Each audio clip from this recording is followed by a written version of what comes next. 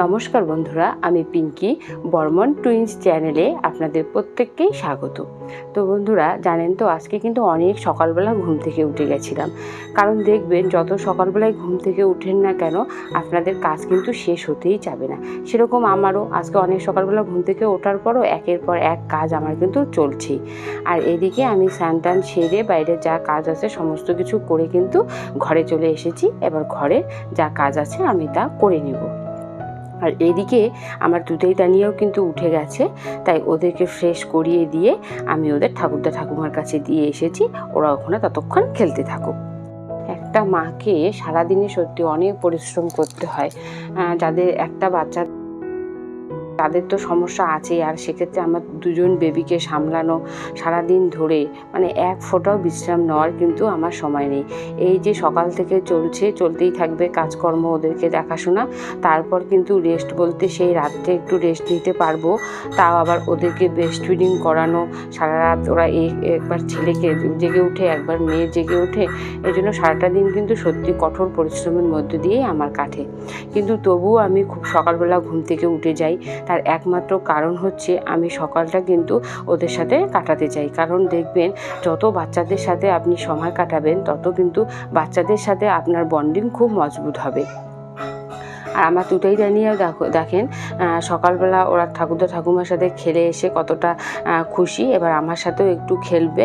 আর সকাল সকাল ওদেরকে যেহেতু আমি ব্রেস্ট ফিডিং করিয়ে দিয়েছি, তাই এখন ওরা খেতেও যাবে না। আমি ওদের সাথে 30 মিনিটের মতো খেলাধুলা করব, তারপরে কিন্তু ওদেরকে আমি সকালের খাবার খাইয়ে দিব। আর দেখুন, আমি কিন্তু সবসময় আমার ছেলে মেয়েকে একসাথেই রাখার চেষ্টা করি, কারণ যাতে ওরা দুজনকে প্রতিদ্বন্দ্বী মনে না করে। আর সমস্ত জিনিস যাতে ওরা ভাগাভাগি করে নিতে শেখে। যেমন আমি হয়তো কোথাও গেলাম, একটুক্ষণ দেরি হলো যদি আমার আসতে, ওরা কিন্তু দুজনেই আমার কোলে ওঠার জন্য ব্যস্ত হয়ে যায়। তখনই কিন্তু আমি ছেলেকে একবার কোলে নিয়ে কিছুক্ষণ রেখে তারপর কিন্তু আবার মেয়েকে কোলে নিই, যাতে ওরা মায়ের কোলটাও ভাগ করে নেওয়া শিখে যায়। তা দেখতে দেখতে কিন্তু আমার ছেলে মেয়ে অনেক কিছুই শিখে গেছে। ওদের সবে 1 বছর কমপ্লিট হলো। 1 বছরের মধ্যেই কিন্তু সত্যি ওরা অনেক কিছুই শিখে গেছে। আমি ভাবতেও পারি না যে আমার মেয়ে এত কিছু, মানে দেখবেন ছেলের তুলনায় কিন্তু মেয়েরা অনেক বেশি অ্যাডভান্স হয়। কারণ ছেলে যত তাড়াতাড়ি না কোনো কিছু শেখে, তার অনেক তাড়াতাড়ি কিন্তু মেয়েরা শিখে যায়। আর দেখুন, এখানে আমি দুজনকে নিচে নিয়ে চলে এসেছি, কারণ সব সময় তো আর বিছানায় রাখা যায় না। আর দুজনে এত দুষ্টুমি করতেই থাকে। আর তাই ওর বাবা এই ম্যাটগুলো কিনে নিয়েছে। আর আমরা বেশিরভাগ টাইম কিন্তু এই মেঝেতেই কাটাই। আর দেখুন, এখানে 2 ভাই বোন কেমন লুকোচুরি খেলছে। তো যাই হোক, ওরা লুকোচুরি খেলতে থাকুক। আর এই বাচ্চার কিন্তু এই অ্যাক্টিভিটিগুলো ভীষণ দরকার। এরপর আমি যখন ওদেরকে খাইয়ে দিব, ওরা কিন্তু খাওয়া নিয়ে কোনো রকম ভেজাল করবে না, সুন্দরভাবে কিন্তু খেয়ে নেবে। তো এইভাবেই কিন্তু আমি সকালবেলা নানান ধরনের অ্যাক্টিভিটি করাই।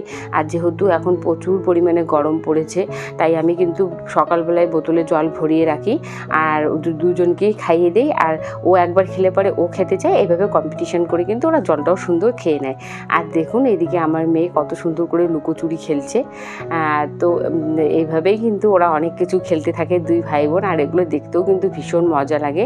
আমি কিন্তু আপনাদের সাথে শুধু সকালের রুটিনটুকুই শেয়ার করছি, মানে সকালবেলা ওরা কি করে সেটুকুই কিন্তু। আর সারাদিন যা ওদের দুষ্টুমি, মানে আপনারা যদি গোটা সারাদিনের দুষ্টুমি দেখেন, তাহলে কিন্তু মানে আপনাদেরও মানে মাথা খারাপ হয়ে যাবে, এরকম পরিস্থিতি। আর এদিকে দেখুন, আমি প্রত্যেক দিনেই কিন্তু নিয়ম মাফিক সকাল সন্ধ্যা ওদেরকে পড়াশোনা করানোর চেষ্টা করি। ওরা তো এখনও কথা বলতে পারে না, সবে 1 বছর বয়স, ওরা কোনো কিছুই বলতে পারে না। কিন্তু তবুও আমি ওদেরকে জিনিসগুলো সম্বন্ধে শেখাই, কারণ ওরা সব কিছু যাতে জানতে পারে। আর পড়াশোনাটা যে প্রত্যেক দিন করতে হবে সেটাও ওদের মধ্যে বুঝতে হবে। আর পড়াশোনাটাকে যাতে ওরা চাপ হিসেবে না নেয়, খেলার ছলে যাতে পড়াশোনা করে, সেই জন্য কিন্তু আমি 2 ভাই বোনকে প্রত্যেক দিনে নিয়ম মেনে ওদেরকে কিন্তু সকাল সন্ধ্যা আমি পড়াশোনা করাই। এবার এরা কিন্তু অনেক কিছু জিনিস শিখে গেছে। হয়তো আমি বইয়ে বললাম অজগর কোনটা, সেটা ওরা কিন্তু চিনতে শিখে গেছে, বা আম কোনটা, এইভাবে কিন্তু ওরা বলে। কিন্তু এখনও ওরা কিন্তু কোনো কিছু বলতে পারে না বলে ওরা কিন্তু কোনো কিছু আমি যদি জিজ্ঞাসা করি তাহলে কিন্তু ওরা বলে দেয়। হ্যাঁ, গোলাপ ফুল কোথায়? গোলাপ ফুল শোনা, গোলাপ ফুল দেখো। হ্যাঁ, জলজাহাজ কোথায়? জলজাহাজ, জাহাজটাকে দেখিয়ে দাও। হ্যাঁ, বাঘ কোথায়? বাঘ। ও গুড গুড গুড। হাততালি হাততালি হাততালি। হাততালি মামাম, হাততালি যাও, দাদা তালিয়া, সব পারছে। হাততালি, হাততালি, হাততালি, হাততালি, হাততালি, দাদা সব পারছে। হ্যাঁ, ছাতা কোথায় বাবা, ছাতা, ছাতা দেখিয়ে দাও। হ্যাঁ, তারপরে গাড়ি কোথায়, গাড়ি। হ্যাঁ, তারপরে বাবার ঘড়িটা কোথায় বাবা, দেখিয়ে দাও তো, বাবার ঘড়িটা কোথায়, দেখিয়ে দাও, দেখিয়ে দাও। এই যে মাম্মাম সবার আগে বলে দিল, এই যে ঘড়ি। এই যে দেখুন বন্ধুরা, আমি আমার মেয়ের খাবার নিয়ে কিন্তু চলে এসেছি। আর যেহেতু ওদের 1 বছর কমপ্লিট হয়ে গেছে, আমি ডক্টরের সাথে কথা বলেছি, উনি কিন্তু এখন আমাকে কাউ মিল্ক স্টার্ট করতে বলেছেন। তো আমি ওদেরকে কিন্তু এখন কাউ মিল্কেই দিচ্ছি।